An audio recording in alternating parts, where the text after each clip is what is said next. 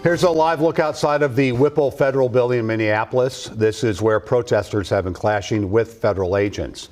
New tonight, a judge has agreed to hear the state's lawsuit asking ICE to stop its surge in Minnesota. That hearing will take place in Minneapolis at 8:30 tomorrow morning. This evening, we're looking into why 6 people from the U.S. Attorney's Office resigned today. Sources say that the move stems from concerns over the investigation into the killing of Renee Good by an ICE agent. Jonah Kaplan has been following these developments. He joins us now. Hi, Jonah.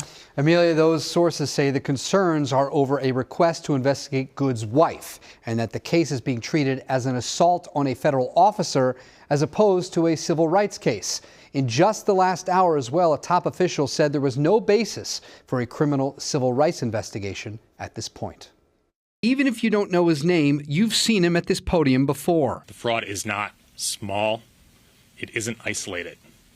The magnitude cannot be overstated. The impact of Joe Thompson, the now former first assistant U.S. attorney for Minnesota, can also not be overstated.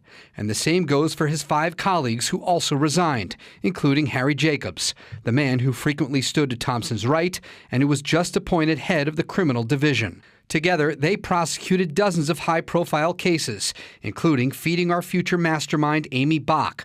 They also led the federal probe into Vance Belter, the man accused of assassinating Speaker Emerita Melissa Hortman. Doug Kelly is a former federal prosecutor. I've been practicing federal criminal law in this state for 51 years.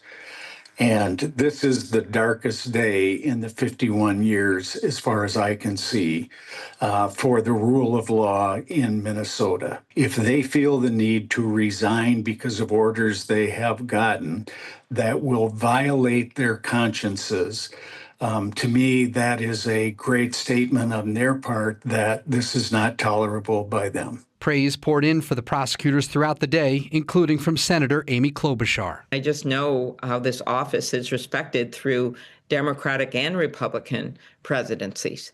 And this is just an atrocious loss.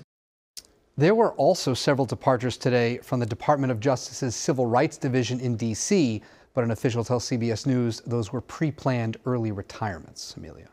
All right, Jonah. Thank you.